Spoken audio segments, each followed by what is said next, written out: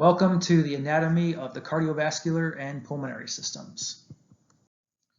This is just the objective slide, things that we're going to cover between this voiceover PowerPoint and things that we're going to cover in lab. So explaining the anatomical movement of the thoracic wall. We're going to talk about how the thoracic wall moves during inspiration and expiration.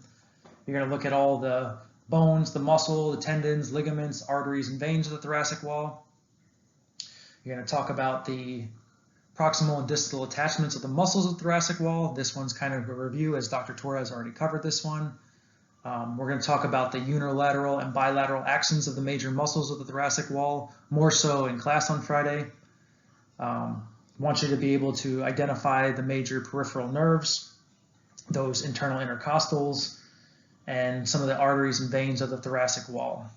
We're also going to talk a lot, and the majority of this talk is going to be focused on the organs. So we're going to talk very in-depthly about the heart and the lungs, and we're going to discuss age-related changes that we see across the lifespan. And then I'm going to give you guys two case scenarios of a cardio patient, pulmonary patient, and we're going to use anatomical principles to go over the plan of care and the overall treatment and some of the complications that you may see in these patients.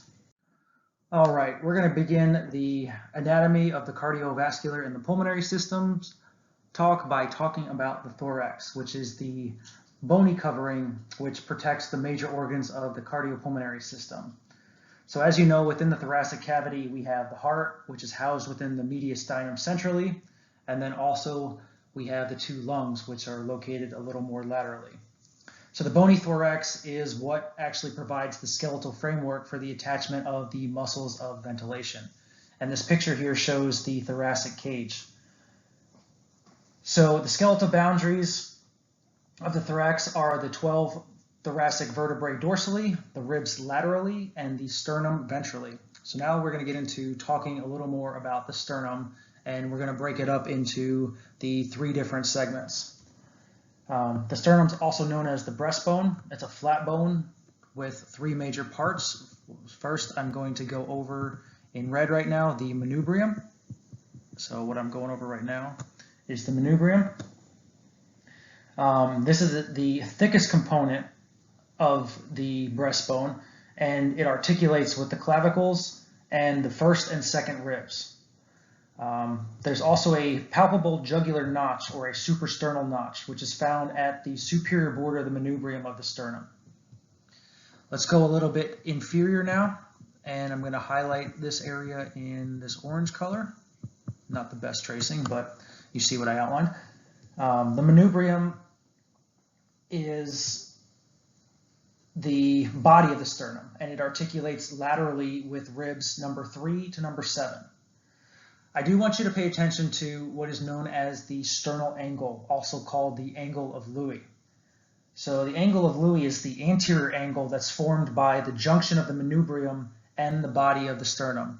So I'm going to circle that area in black right now. This is the angle of Louis right here at the junction of the manubrium and the sternum. So this structure is very easy to palpate. It's in level with the second costal cartilage anteriorly. And then you'll also see it when I flip slides and we look at the thorax from the posterior view. It's in line with the thoracic vertebrae T4 and T5 posteriorly. And then at the very tip, the most caudal aspect of the sternum, which I'm circling now in a lighter red color, is known as the xiphoid process. And this is just a plate of hyaline cartilage that ossifies later in life. So going back real quick to the angle of Louis, what I want you to know about that is that it marks the level of bifurcation of the trachea into the right and the left main stem bronchi. And it also provides that pump handle action of the sternal body during inspiration. And remember from pathophys, we're going to talk about this later on, how the trachea bifurcates and which main bronchi is shorter and wider, and which is more likely to have an object aspirated in. So for instance, this comes into clinical relevance in the pediatric setting, little kids are always putting things in their mouth, they're always swallowing inanimate objects. So objects are more likely to get stuck in the right main bronchi because the right main bronchi is shorter and wider than the left one. Another pathology I want you guys to be familiar with is known as pectus excavatum, or the caved-in chest. This is a common congenital deformity of the anterior wall of the chest, where several ribs and the sternum are growing abnormally. And as you can see from the picture here, this produces this caved-in or sunken appearance of the chest. It's usually present at birth, but it rapidly progresses during the early years of bone growth, especially in those prepubescent teenage years. And as you can imagine, as the chest is caving in on itself, there may be a lot of pulmonary and cardiac complications. So these include shortness of breath caused by the altered mechanics of the inspiratory muscles on the caved-in sternum and ribs, and the heart is basically restricted, so it's going to have an altered pumping mechanism to it. So it's going to be more difficult for the heart to pump with this pathology, pectus excavatum, existing. Now we're going to move into talking about the ribs. So even though they're considered to be flat bones, the ribs actually curve forward and downward from their posterior vertebral attachments toward their costal cartilages. So on the left side of the screen, you see the anterior view, and on the right side of the screen, you see the posterior view. So I'm going to go over the anterior view first, and I'm circling the first 7 ribs right now, because these are known as the true ribs. These attach via their costal cartilages to the sternum, and you may also hear them called the vertebral sternal ribs. The lower 5 ribs, so 8 through 12, 8, 9, 10, 11, and 12. 12 you can't see on the anterior view, but I'm circling 12 on the posterior view over here right now. These are termed the false ribs. So the 8th, the 9th, and the 10th ribs attach to the rib above by their costal cartilages. So you may also hear the 8th, 9th, and 10th ribs also called the vertebrochondral ribs. And then the 11th and the 12th ribs, these end freely. So these are just called vertebral ribs. And one thing I want you to notice about the lengthening of the ribs, so the true ribs increase in length from above downward. So rib number 1 is shorter than rib number 2, rib number 2 is shorter than rib number 3, so on and so forth. And the false ribs, they actually decrease in length from above downward. So as we go through the anatomy on these slides, I'm going to throw in some physiology and some pathophysiology that we've talked about in the past, just to kind of spark your memory and make sure that you guys don't forget these important pathologies that we've already discussed. So remember FSHD, or facioscapulohumeral muscular dystrophy. So in most cases, what's going to happen first is the patient's going to have asymmetrical weakness of the face, and it's going to start with that loss of the ability to blink the eye. It's usually asymmetrical. In severe cases, it can progress to symmetrical weakness, but most cases it's going to be asymmetrical weakness, and then it's going to progress downwards in the body. And one of the pathologies that we see is that wing scapula. So remember that any type of damage to the serratus anterior is going to cause this deformation of the back known as the wing scapula. And I also want you to be able to remember the nerve that innervates that muscle. As you all know, that's the long thoracic nerve, which is innervating the serratus anterior. So any type of damage or impingement to this nerve can result in weakening or paralysis of the muscle. And then also the humerus and other long bones are affected with this muscular dystrophy. Let's move now into the anatomy of the rib. What you see on this picture here is a typical middle rib viewed from the posterior. So each rib typically has a vertebral end separated from a sternal end by the body or shaft of the rib. So this is the vertebral end here, this is the body here, or the shaft, and then the sternal end is what I'm circling now in orange. So the head of the rib is at the vertebral end, and it's distinguished by this twin-faceted surface for articulation with the facets on the bodies of 2 adjacent thoracic vertebrae. So you see here we have a superior aspect and an inferior aspect. These are the vertebral articular facets, superior and inferior. The cranial facet is smaller than the caudal, and a crest between these permits the attachment of the interarticular ligament. So this picture is showing basically all of the components of the typical ribs 3 through 9. Each has the very common similar characteristics, including the head, the neck, and the tubercle. So the neck is about 1 inch long, and this is the portion of the rib that extends laterally from the head. What the neck does is it actually provides attachment for the anterior costotransverse ligament along its cranial border. The tubercle at the junction of the neck and the body of the rib consists of an articular and a non-articular portion. So the articular portion of the tubercle, this is going to be the more medial and inferior of the two. It actually has a facet for articulation with the transverse process of the inferior-most vertebrae to which the head is connected. And the non-articular part of the tubercle provides the attachment for the ligament of the tubercle. And what I've traced over in black, the shaft or the body, let me get the black out, the shaft or the body, all of this guy here, is simultaneously bent in 2 directions and twisted about its long axis, presenting 2 surfaces. It has an internal and an external surface, and it has 2 borders, superior and inferior. There's a costal groove for the intercostal vessels and nerve, which extends along the inferior border dorsally, but changes to the internal surface at the angle of the rib. And the sternal end of the rib terminates in an oval depression into which the costal cartilage makes its attachment. So although rib fractures can occur anywhere in the rib, they usually occur in the weakest area of the rib.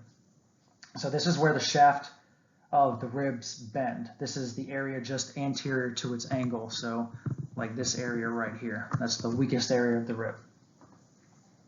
The first rib doesn't usually fracture as it's protected posterior inferiorly by the clavicle. But when the first rib is injured, the brachial plexus of nerves and subclavian vessel injury may occur. Lower rib fractures can cause trauma to the diaphragm, which can result in a diaphragmatic hernia. And a lot of times the lower rib fractures are very painful because of their profound nerve supply. So it's really important for all physical therapists to recommend breathing, splinting, and coughing strategies for patients with rib fractures. So in lab, we're going to go over the intercostal muscles and the intercostal nerves more in depth. So all I want you to know for now is just the general innervation of the thoracic wall.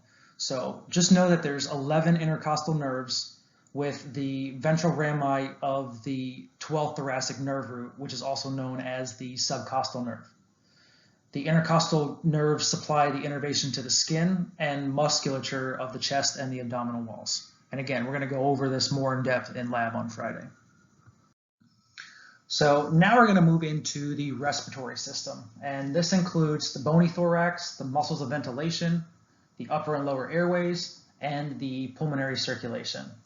So as you know, there's many functions of the respiratory system, which include gas exchange, fluid exchange, maintenance of a relatively low volume blood reservoir, filtration, and metabolism. And they also necessitate an intimate and exquisite interaction of these various components.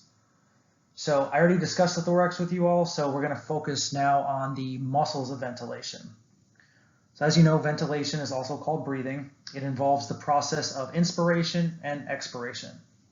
So for air to enter into the lungs during inspiration, the muscles of the thoracic cage and abdomen must move the bony thorax to create changes in volume within the thorax and cause this concomitant reduction in the intrathoracic pressure.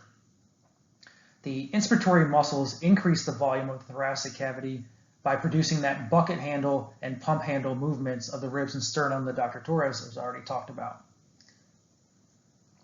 So the result of this bucket handle and pump handle movement basically results in this reduced intrathoracic pressure generated, and this is below atmospheric pressure. So this essentially forces air into the lungs to help normalize the pressure differences.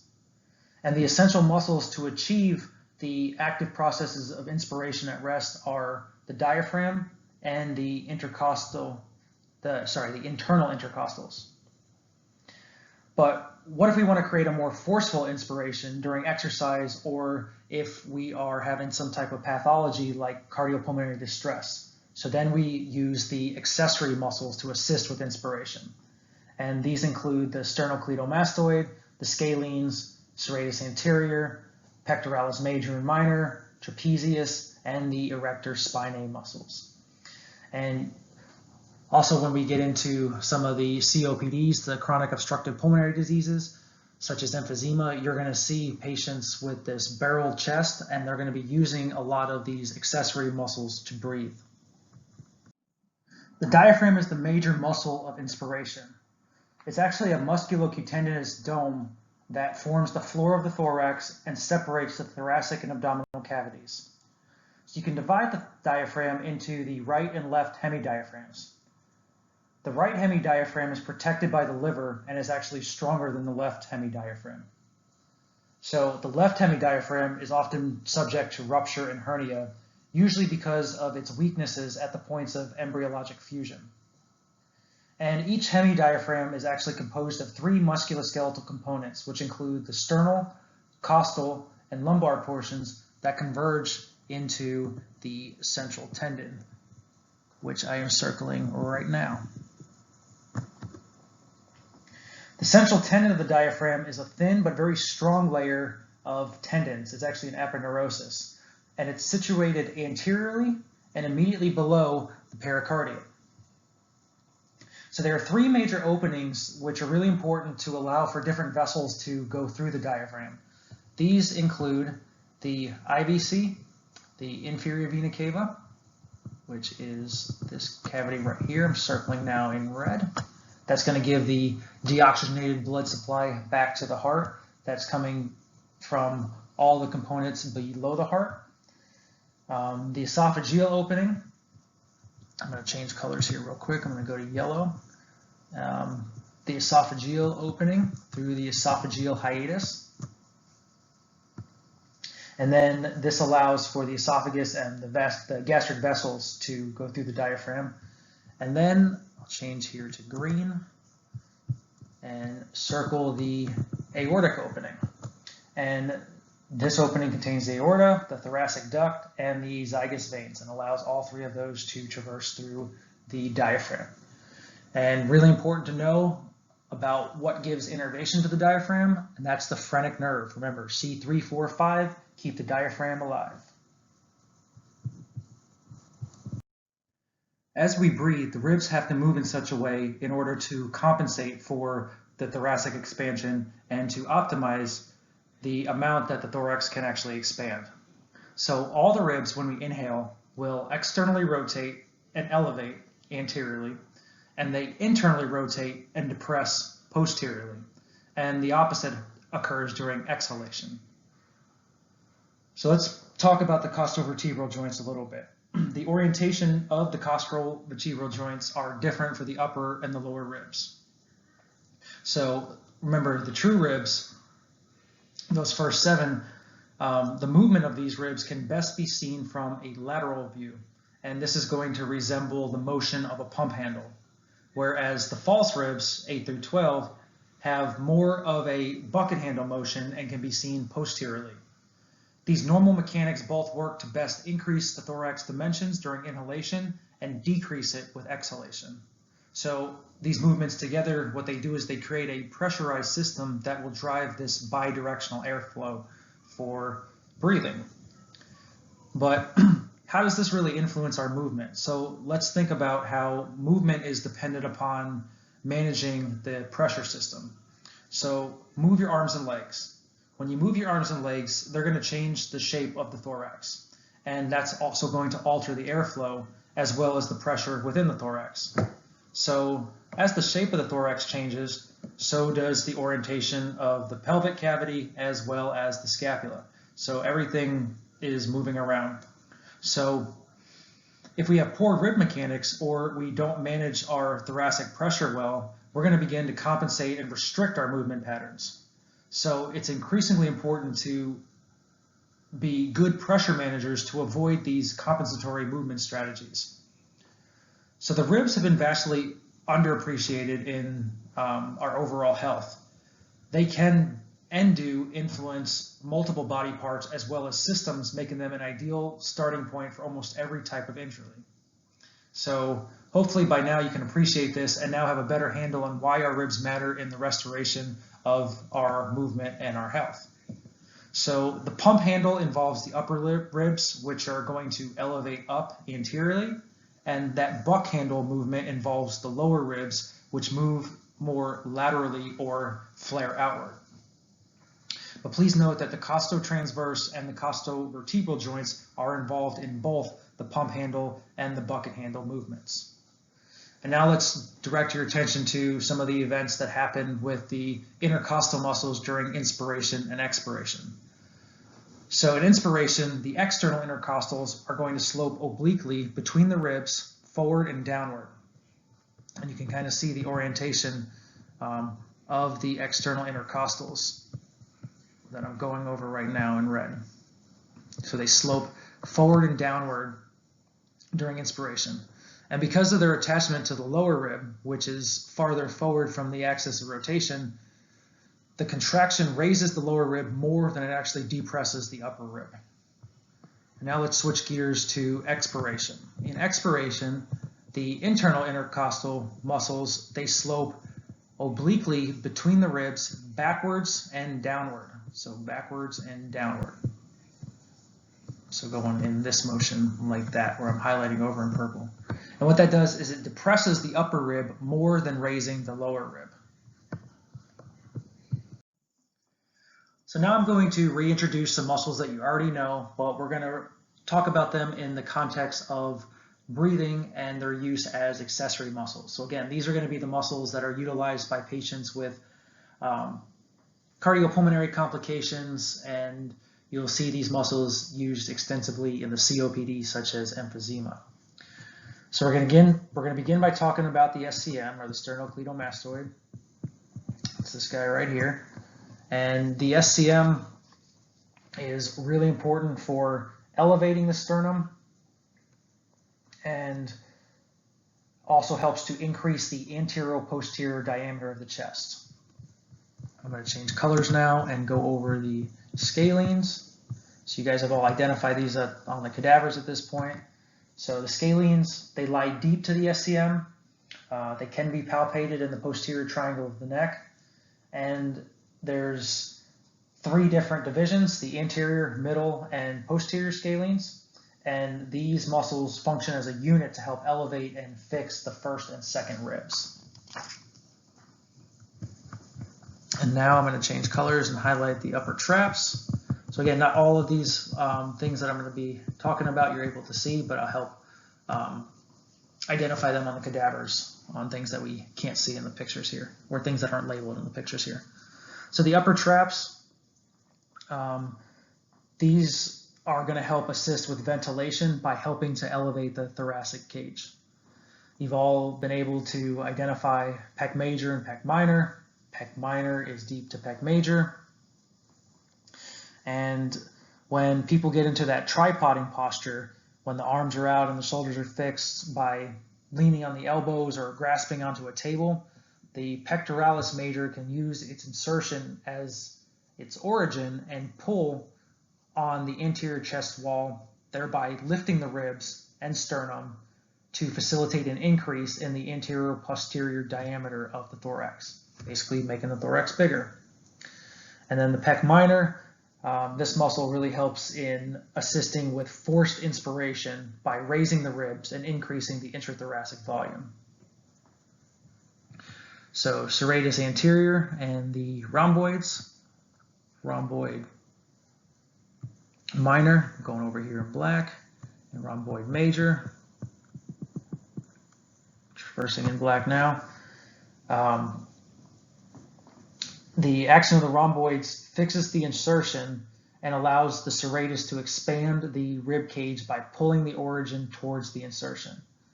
So the serratus can only be utilized as an accessory muscle in ventilation when the rhomboids actually stabilize the scapula in adduction. So we're going to move now into latissimus dorsi. You guys all know where latissimus dorsi is. I'm going to go over here in purple. Latissimus dorsi.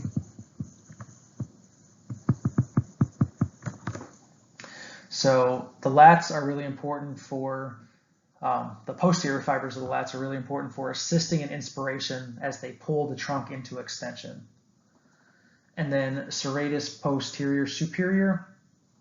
This muscle assists in inspiration by raising the ribs to which it is attached and expands the chest.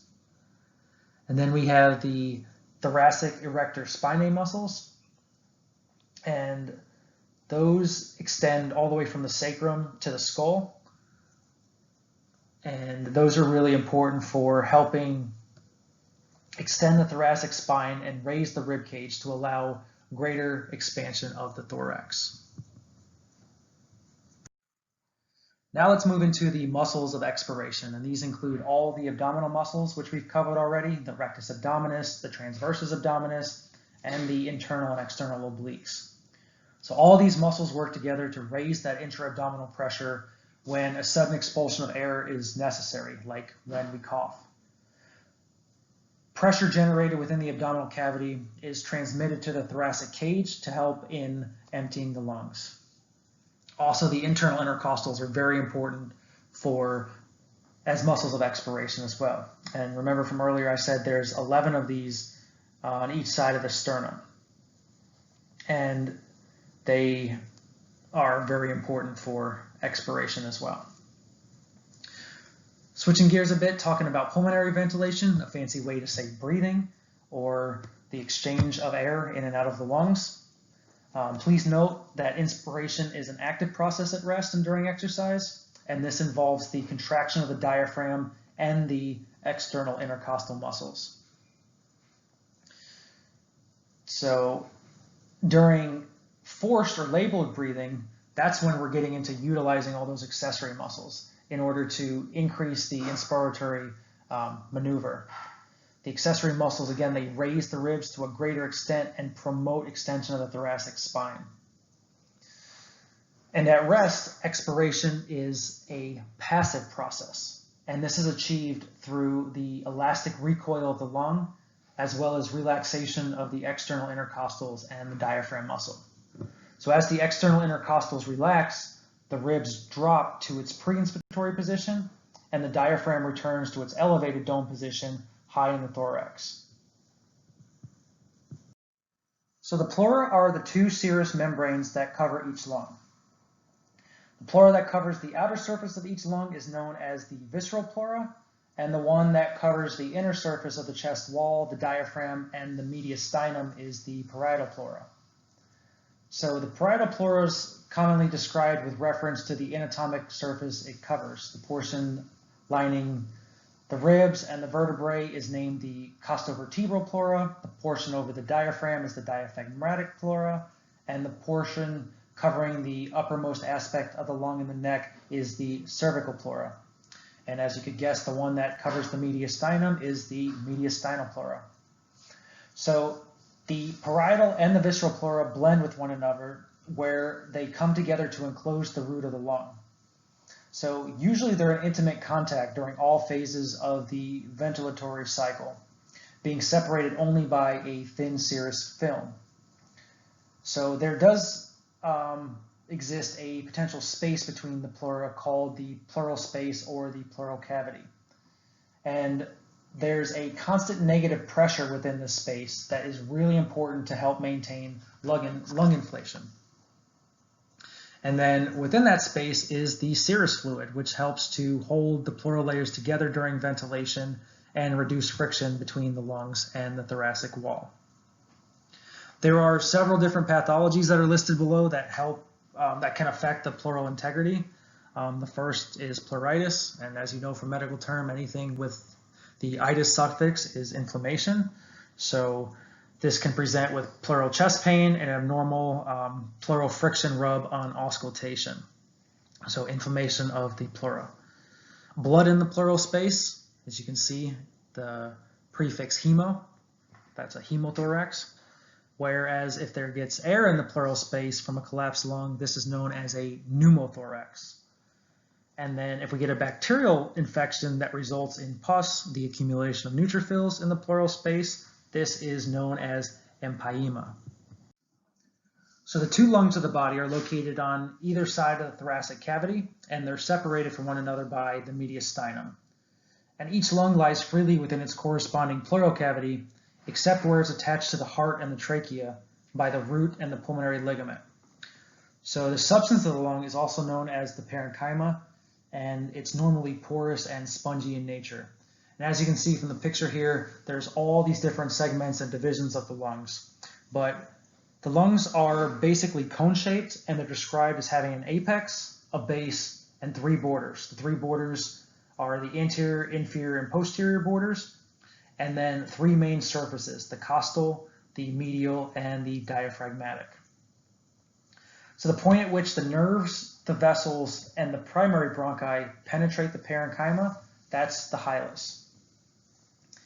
And then the structures entering the hilum of the lungs and forming the roots of each of the lungs are the principal bronchus, the pulmonary artery, the pulmonary veins, the bronchial arteries and veins, pulmonary nerve plexus, and the lymph vessels.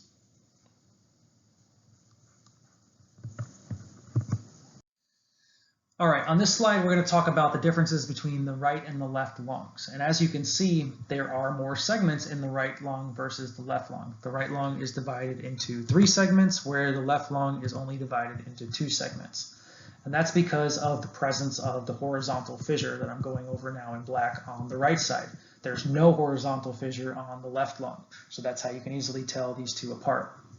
So the horizontal fissure separates that superior upper lobe that I'm going over now in yellow of the right lung from the middle lobe of the right lung that I'm going to go over now in blue. Dark blue, navy, whatever color this is. This is the middle lobe of the right lung. And then the oblique fissure is found on both sides. So the oblique fissure separates the middle lobe from the inferior lobe on the right lung, and the oblique fissure separates the upper lobe from the lower lobe of the left lung. I'm going to trace over the lower lobe in purple on both the lungs right now. So this is the lower lobe on the right and the lower lobe on the left. All right, to make the divisions even more complicated, we can further subdivide the lobes into different segments. So let's begin by talking about the right upper lobe. So we can further subdivide the right upper lobe into the apical segment that I'm going over here in red. And then in the posterior view, I'm also traversing over the apical segment. The posterior segment, all of this, as well as the anterior segment. And you can see now I'm traversing over that horizontal fissure, and that makes up the 3 subdivisions of the right upper lobe. So this lobe extends to the level of the 4th rib anteriorly and is adjacent to ribs 3 to 5 posteriorly. Now we're going to talk about the right medial lobe, or the middle lobe. I'll change colors, I'll do this in yellow. So the right middle lobe can be divided into medial segments here and a lateral segment. Now I'm traversing over that oblique fissure. So those are the 2 subdivisions of the right middle lobe. And this lobe is the smallest of the 3 lobes. Its inferior border is adjacent to the 5th rib laterally and the 6th rib medially. And then the lower lobe can be divided into 4 different segments. The anterior basal, which I'm going over here in red, and then in the posterior view, the anterior basal segment, the lateral basal segment, the posterior basal segment, and the superior basal segment. I'm going to change colors for the superior basal segment. So the superior basal segment. The superior border of the right lower lobe is at the level of the 6th thoracic vertebrae and extends inferiorly down to the diaphragm. The left lung is relatively smaller than the right and only has 2 lobes, as we mentioned earlier. So the left upper lobe and the left lower lobe. The left lung is divided into the upper and lower lobes by the oblique fissure. So remember, that fissure is on both sides. The left lobe does not have the horizontal fissure. So this, the left lung as a whole is somewhat more vertically oriented than that of the right lung. So the portion of the left lung that corresponds to the right lung is termed the lingular segment and is a part of the left upper lobe. Posteriorly, the inferior border of the left upper lobe is at the level of the 6th rib, and the left lower lobe is at the level of the 11th rib. The respiratory tract can be divided into upper and lower segments. So in the upper segment, we have the nose, the pharynx, and the larynx. So you all know what the nose does. The pharynx is a musculomembranous tube that's about 5 to 6 inches long, and it's located posterior to the nasal cavity. So it extends from the base of the skull to the esophagus that corresponds with a line extending from the 6th cervical vertebrae to the lower border of the cricoid cartilage. And the pharynx can actually be subdivided into 3 more parts: the nasopharynx, the oropharynx, and the laryngopharynx.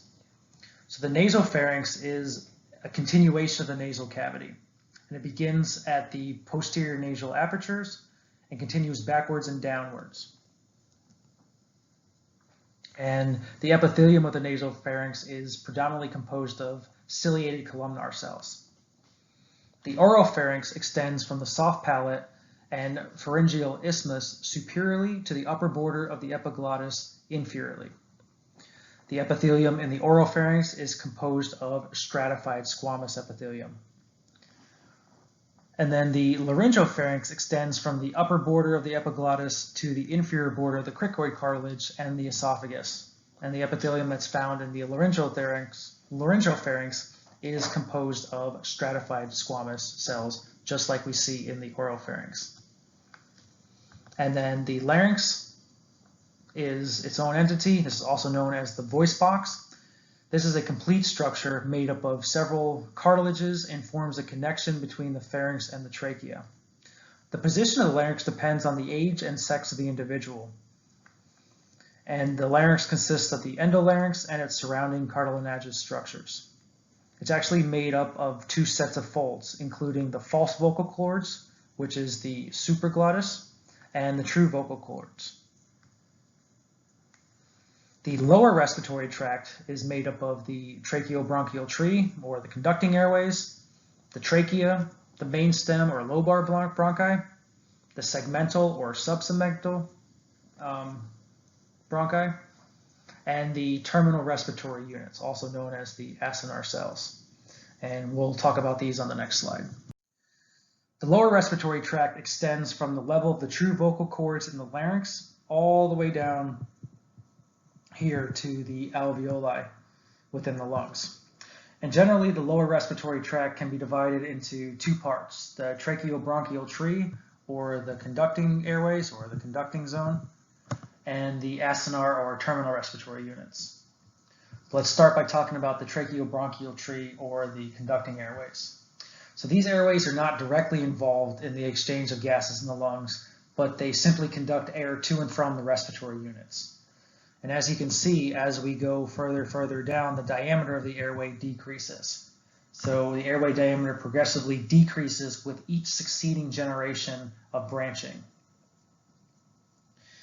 The trachea, I'm going to go over here in dark red, is a tube that's approximately 4 to 4.5 inches long and about 1 inch thick, or 1 inch in diameter, sorry. And it extends downward along the midline of the neck and is ventral to the esophagus. And as it enters the thorax, it essentially passes behind the left brachiocephalic vein and artery and the arch of the aorta. And at its distal end, the trachea deviates slightly to the right of the midline before bifurcating into the right and the left main stem bronchi. So now we're going to move into the right mainstem and the left mainstem bronchi. So remember, this is where the pathology comes in. The right mainstem bronchus is wider and shorter than the left one, and it diverges at approximately a 25-degree angle from the trachea. The left mainstem bronchus leaves the trachea at an angle of 40 to 60 degrees and passes below the arch of the aorta and behind the left pulmonary artery before it enters into the root of the left lung. So again, on the right side, it's more likely for toddlers to swallow objects and get lodged in the apical segment of the right lung because the anatomical structure of the right main bronchus. It's shorter and wider than the left, and there's a different angle. So we also have segmental and subsegmental bronchi, and the diameter of those are smaller than the right main bronchi. And then we get into the bronchioles, and finally we get down into the respiratory bronchioles. And what's really important is I want you to understand some of the general anatomy of the alveolar ducts and the alveolar sacs. So the conducting airways terminate in gas exchange airways made up of respiratory bronchioles, the alveolar ducts, and the alveoli. So all of this area here. This is the termination of the conducting airways. So these structures together that I just circled, the respiratory bronchioles, the alveolar ducts, and the alveolar sacs, are known as the acinus or acinus, A-C-I-N-U-S, and they participate in gas exchange. So the functional unit of the lung is the alveoli. And this is the actual part where gas exchange occurs. That's really important. The functional unit of the lung is the alveoli, and this is where gas exchange actually occurs. So the acinus or the acinus is connected to the interstitium through a dense network of fibers. And there's two major types of epithelial cells that exist along the alveolar wall. We have the squamous pneumocytes, the type 1 cells. They're very flat and thin, and they cover about 93% of the alveolar surface. And then we have the type 2 pneumocytes, which are thick and cuboidal. Type 2 are really important for surfactant production. Surfactant's a lipoprotein that lowers the alveolar surface tension at the end of expiration and thereby prevents the lungs from collapsing. So this slide here is just a colored schematic to help you better visualize the differences between the mainstem bronchi that go into the right and the left lung. So again, the mainstem bronchi are going to divide into the lobar bronchi, and then they divide again into the segmental bronchi that each are going to supply a bronchopulmonary segment. So as you can see from the right side has a total of 10 segments, while the left side only has a total of 9 segments. And it's actually possible to remove one of these segments without disrupting the function of the other segments because each segment is separated by a layer of connective tissue and it actually functions as its own discrete unit. So as the elderly population of the US grows and as we all get old, we are all going to undergo these normal aging-related changes of our respiratory systems. So as you know, the respiratory system undergoes many different anatomical and physiological and immunological changes as we age. We talked about extensively in pathology the ability of the immune system to react to and respond to viral and bacterial pathogens decreases as we age. So pretty much everything deteriorates as we age. So the structural changes as we age in the respiratory system include the chest wall and thoracic spine deformities, and that can lead to total impairment of the respiratory system's compliance, which leads to having to increase the amount of work it takes to breathe. The lung parenchyma loses its supporting structure, causing dilation of air spaces. This is known as the senile emphysema. Respiratory muscle strength decreases with age, and that can impair the effective cough, which is very important for airway clearance. And once you get to about 25 years of age, the lung is fully mature. So thereafter, everything, like I said in class, everything is kind of downhill after you're 25. Aging is associated with progressive decline in lung function. The alveolar dead space increases with age, and that affects the arterial oxygen without impairing the carbon dioxide elimination. All the receptors that are located in our airways, they undergo different functional changes, and they're less likely to respond to drugs. So drugs aren't as effective as we age. You can also develop drug hypersensitivities as you age.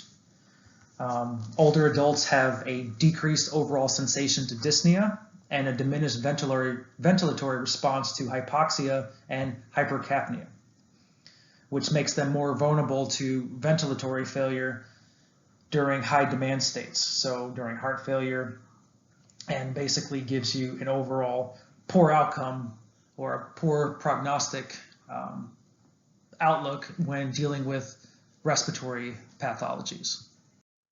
Now jumping into the cardiovascular system, I want to begin by talking about the mediastinum. We've already talked about this, but I want to get into a little more depth of the anatomical location and what we actually find within the mediastinum. So the mediastinum lies between the right and the left pleura of the lungs, and it's near the median sagittal plane of the chest. So from an anterior-posterior perspective, it extends from the sternum in the front to the vertebral column behind, and it contains all the thoracic viscera except for the lungs. It's surrounded by the chest wall anteriorly, the lungs laterally, and the spine posteriorly. So I want to talk about that third bullet point, mediastinal shift. So whenever there's a shifting of the structures within the mediastinum, it's appropriate to consider and examine on the chest radiograph in patients who have air trapped in the pleural space. So remember that pathology I talked about earlier, known as a pneumothorax, air in the pleural space. Also, if we remove a lung, known as a pneumonectomy, the mediastinum can shift.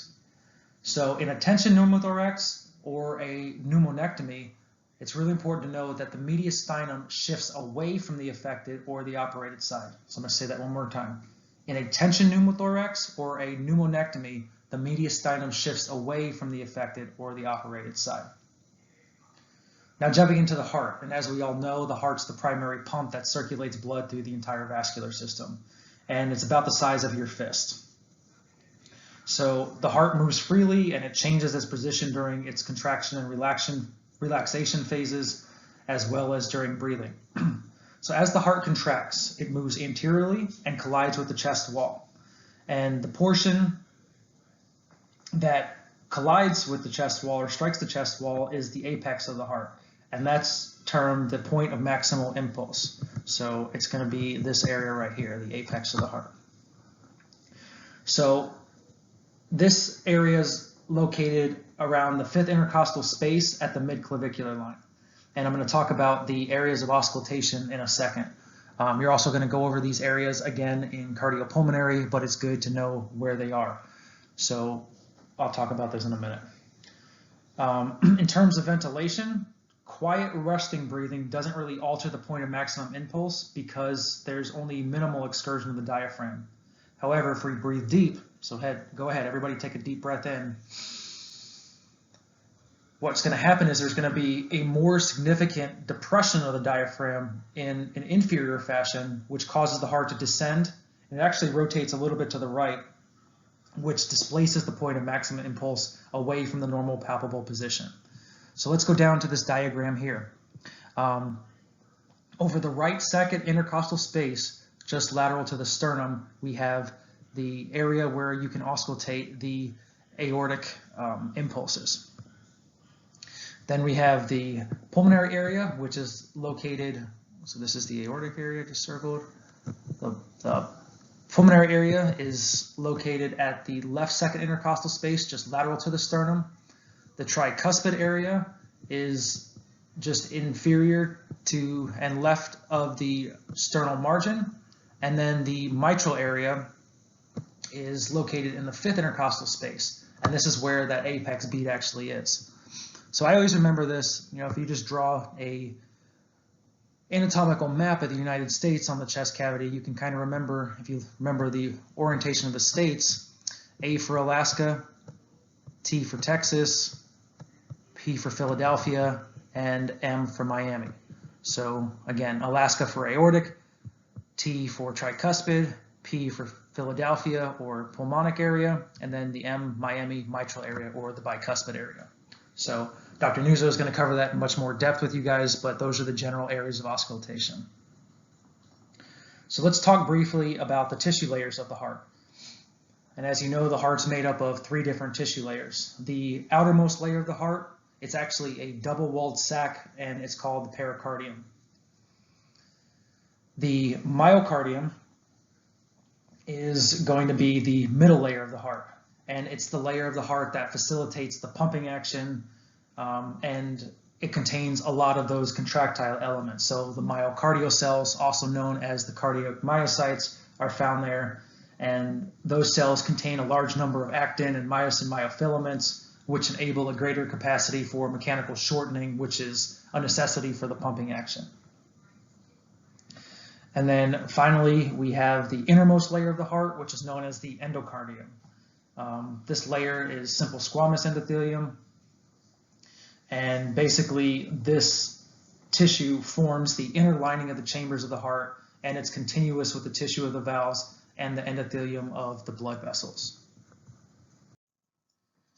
Now we're going to talk about the divisions of the heart and the chambers. So the heart can be divided into the right and the left halves by a longitudinal septum.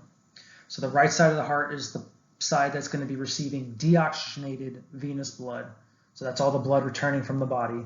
And the left side of the heart is going to be receiving that oxygenated blood, all the blood that's returning from the lungs. Each half of the heart is made up of 2 chambers. So superiorly we have the atria, the right and the left atrium, and inferiorly we have the ventricles, the right and the left ventricles respectively. So the right atrium, we're going to talk about that a little bit, and then I'm also going to talk about the right atrium on the next slide when you can see some more of the internal structures. The right atrium is going to receive that deoxygenated blood from the superior vena cava, the inferior vena cava, and the heart itself has its own blood supply. So the heart can actually perfuse itself when it's removed from the body via the coronary sinus and coronary arteries. So the superior vena cava collects the venous blood from the head and the upper extremities, while the inferior vena cava collects the blood from the trunk and the lower extremities. And as I mentioned, the coronary sinus collects the venous blood specifically from the heart. So here we're going to go into more of the internal structures that we find in the heart that basically separate the atrium from the ventricles and allow blood flow to go in that circle 8 pattern that we'll talk about in a little bit. So remember, blood coming in from below the heart is going to come in via the IVC, blood coming in from above the heart is going to come in via the SVC, and blood from the heart itself, the coronary sinus is going to collect its own blood, and it empties into the right atrium just above the tricuspid valve here. So blood is going to flow from the right atrium into the right ventricle when the tricuspid valve opens. So the tricuspid valve and all of the valves have this spider-like substance known as chordae tendineae, which anchors the valve to the papillary muscles, which I'm going to color over here in purple right now. These are the papillary muscles. So the right ventricle is shaped like a crescent or a triangle, and that shape allows it to eject large volumes of blood through a very small valve into a low pressure pulmonary system. So again, blood from the right ventricle is received via the right atrium, and you may hear the tricuspid valve also called an atrioventricular valve. You may hear it called the tricuspid atrioventricular valve. So again, we have the chordae tendineae, the papillary muscles, and the trabeculated myocardium. From there, blood is going to go out to become oxygenated through the pulmonary trunk. The pulmonary valve has to open up, and blood is going to be forcefully ejected out through the pulmonary trunk, and then it's going to go out into the lungs to get oxygenated. These are the lungs. Very poor drawing of the lungs, but just bear with me. And then the lungs are going to return blood supply back to the left atrium via the pulmonary veins. So the 4 pulmonary veins, 2 coming from the right lung, 2 coming from the left lung, they give that rich oxygenated blood back to the left atrium. So the left atrium is divided from the right atrium by this intraatrial septum. And the ventricles are divided from between one another via this interventricular septum. Basically runs out this way. So the left atrium has a relatively thicker wall compared with the right atrium, and that's because it has to adapt to a higher pressure of blood entering the chamber from the lung. So the pulmonary veins, they're very unique because these vessels, they actually don't have valves like other veins do. Instead, what happens is the pectinate muscles extend from the atria into the pulmonary veins and exert this sphincter-like action to prevent backflow of blood during the contraction of the atria. And then from there, what happens is blood goes down from the left atrium through the mitral or the bicuspid valve and into the left ventricle. And you can see that the left ventricle is much thicker than the right ventricle. The muscle is much thicker because the left ventricle has to be much stronger because it has to pump blood out into the entire body. So then from the left ventricle, blood leaves via the aortic valve, goes out the aorta, and then we get oxygenated, rich blood going out into the systemic supply. Now we're going to move into the conduction system or the electrical system of the heart.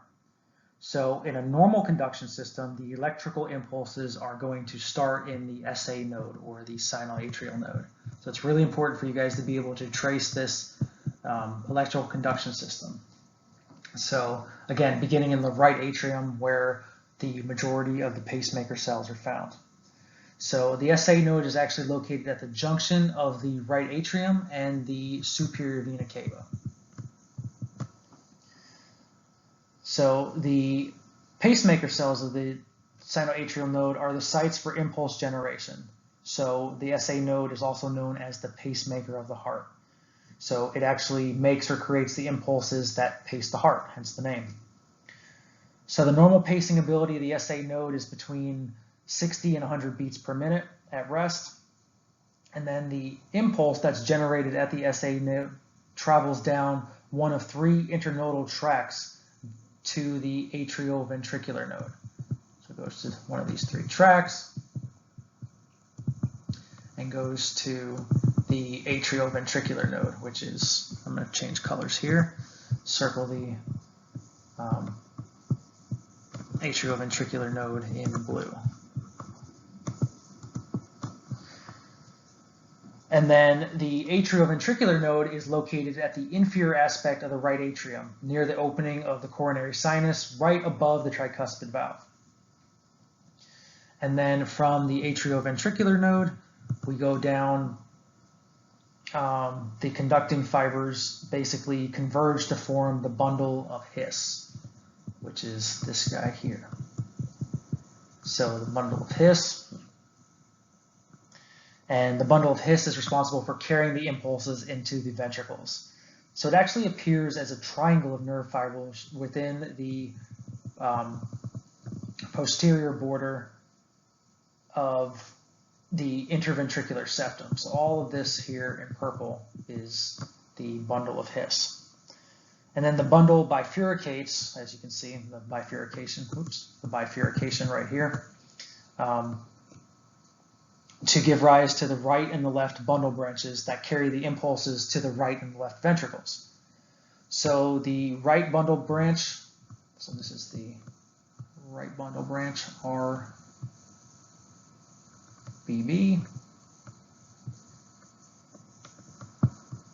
It's this guy here.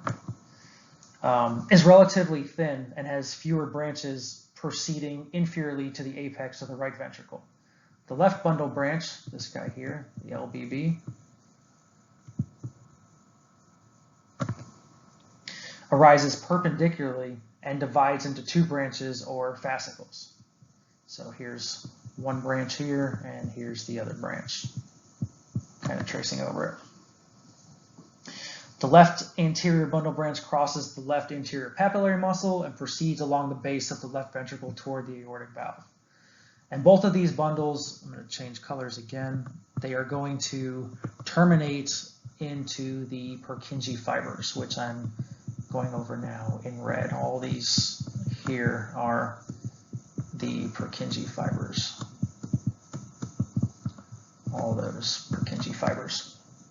And these fibers extend from the apex of each ventricle, and they penetrate the heart wall to the outer myocardium. Electrical stimulation of the Purkinje fibers causes mechanical contraction of the ventricles. And that's how the ventricles fire. So although the SA node and the conduction pathway have this intrinsic rate of depolarization, which causes the contraction of the myocardium, the autonomic nervous system is what actually influences the rate of impulse generation, contraction, relaxation, and the overall strength of contraction. So this autonomic neural transmission creates changes in the heart rate and contractility to allow for adjustments in the cardiac output to meet the metabolic demands. The cardiac plexus contains both sympathetic and parasympathetic nerve fibers, and it's actually located anterior to that tracheal bifurcation that we highlighted earlier. The cardiac plexus receives its parasympathetic input from the right and the left vagus nerves. So these nerves branch off the plexus, they follow the coronary vessels, and they innervate the SA node and other components of the conduction system. There's relatively less parasympathetic innervation to the ventricles, which results in a sympathetic dominance on ventricular function. Vagal stimulation is inhibitory on the cardiovascular system. It's really important. Vagal stimulation is inhibitory on the cardiovascular system. And this is evidenced by a decreased heart rate and blood pressure. The neurohormone involved with parasympathetic stimulation is acetylcholine. As you may know, acetylcholine plays a very important role at the neuromuscular junction. So at the NMJs, acetylcholine is excitatory. The heart is the exception where acetylcholine is inhibitory because it's involved with the parasympathetic stimulation at the heart. The sympathetic input to the plexus arises from the sympathetic trunk in the neck. Cardiac nerves from the cervical and upper 4 to 5 thoracic ganglia feed into the cardiac plexus. The sympathetic stimulation then releases the catecholamines, epinephrine and norepinephrine, that interact with the beta-adrenergic receptors, which we're going to cover more in pharmacology. And this causes an excitation of the cardiovascular system. So epi, norepi, sympathetic, fight or flight, excitation. And this is all evidenced by an increase in heart rate, increased contractility through a greater influx of calcium into those myocytes, and increased blood pressure, and an overall shortening of the conduction time through the AV node. And all of that makes an increase in rhythmicity of those atrioventricular pacemaker fibers. On this slide, we are going to identify some of the different vessels that are coming off the aorta. So let's begin by talking about the ascending aorta. We got the right coronary artery and the left coronary artery coming off, which we're going to be able to identify on our cadaver specimens. We have the brachiocephalic trunk or the brachiocephalic artery, which branches into the right common carotid and the right subclavian. We also have the left common carotid. Remember, the carotids are going to be 2 of the 4 main arteries that are supplying blood to the brain in conjunction with the 2 vertebral arteries. And then we have the left subclavian artery out here. So the ascending aorta, it begins at the base of the left ventricle and is about 2 inches long. From the lower border of the 3rd costal cartilage at the left of the sternum, it passes upward and forward toward the right as high as the 2nd right costal cartilage. So here we're going to move into some of the arterial supply of the heart. We're going to talk about the right coronary artery first, which is going to be this guy here. It arises from the right anterolateral surface of the aorta, and it descends into the coronary sulcus. The left coronary artery, which is going to be this guy here, it bifurcates into two branches. It bifurcates into the circumflex artery, which is this one, and the one I traced over earlier, the LAD, or the left anterior descending branch of the left coronary artery.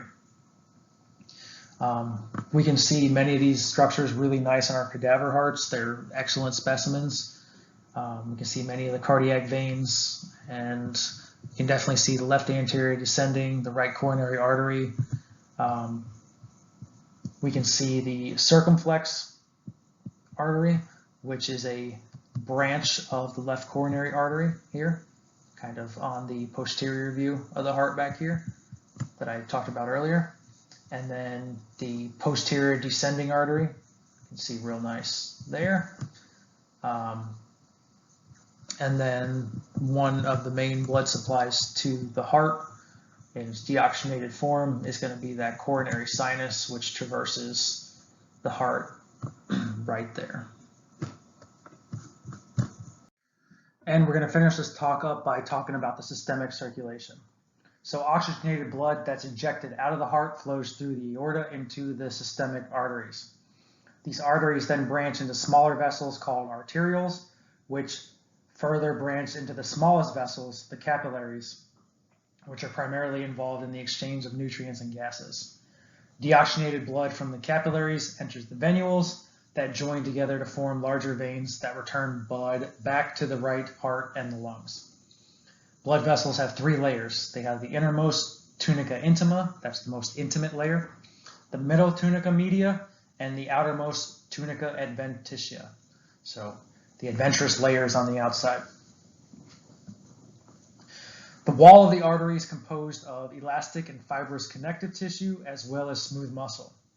And anatomically, the arteries can be categorized into two types depending on their structural components along their wall. We have the elastic arteries, which include the aorta and the pulmonary trunk, which have a very thick tunica media with more elastic fibers than smooth muscle cells. And that's really important for them to allow for them to have a greater stretch as blood is ejected out of the heart. And then we have the muscular arteries, which are present in medium and small arteries, and those contain more smooth muscle cells within the middle tunica media layer. And these particular arteries have the ability of vasoconstriction and vasodilation as a result of the presence of smooth muscle cells to control the amount of blood flow to the periphery. As the artery becomes more distal, a greater amount of smooth muscle is apparent. Arterioles have primarily smooth muscle along their walls, enabling their diameter to be altered significantly as needed. Then the arterioles empty into the capillary beds, and the density of the capillaries within a capillary bed is greater in active tissue, including muscle. And then the last thing we have to talk about is the endothelium and the veins. So as you can imagine, the endothelial cells form the endothelium, or the endothelial lining of the blood vessel. These cells have the ability to adjust their number and their arrangement to accommodate local requirements. Endothelial cells do several important things, including filtration, permeability, vasomotion, clotting, and inflammation. And atherosclerosis is initiated through endothelial dysfunction. And then finally, we have the veins. So if you compare the veins to the arteries, they have thinner walls and a larger diameter. Veins also have less elastic tissue and hence are not as distensible. So in the lower extremity, the veins have valves to assist with the unidirectional flow of blood back to the heart. So if the veins didn't have the valves, we would never be able to get the blood up from the feet to the heart. And blood's transferred back to the heart through muscle pump activity, which causes a milking effect on the valve. So as one valve opens, the other one below closes and basically creates this milking, kind of like peristalsis, upwards so that the blood can return to the heart.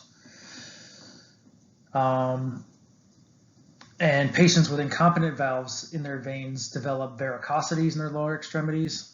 So those are those varicose veins that we see. Those are because of defective valves. And also some more pathology for you all.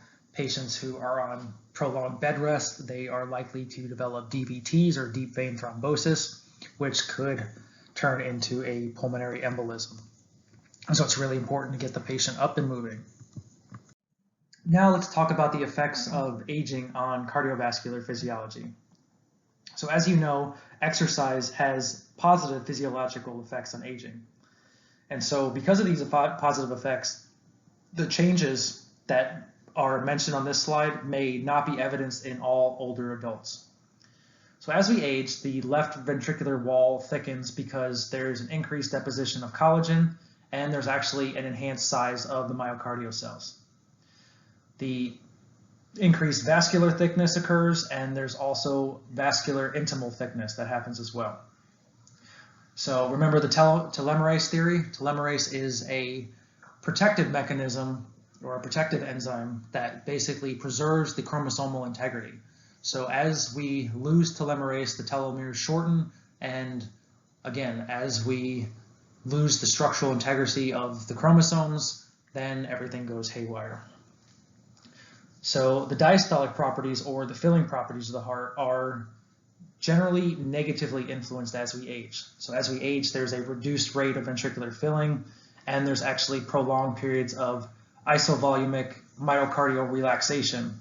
And we didn't get into that, but we'll talk about that more in physiology. The isovolumic myocardial relaxation is the time between the aortic valve closure and the opening of the mitral valve. As we age, it's going to become much more difficult to exercise, not only mentally, but physically as well, because a lot of times we gain weight as we age. So this increased body weight doesn't happen in everybody, but this increased body weight can contribute to reductions in the relative oxygen consumption and our VO2 max and our cardiac output. Cardiac output, as I just mentioned, decreases in the aging adult because there's basically just a low exercise heart rate and low stroke volume values.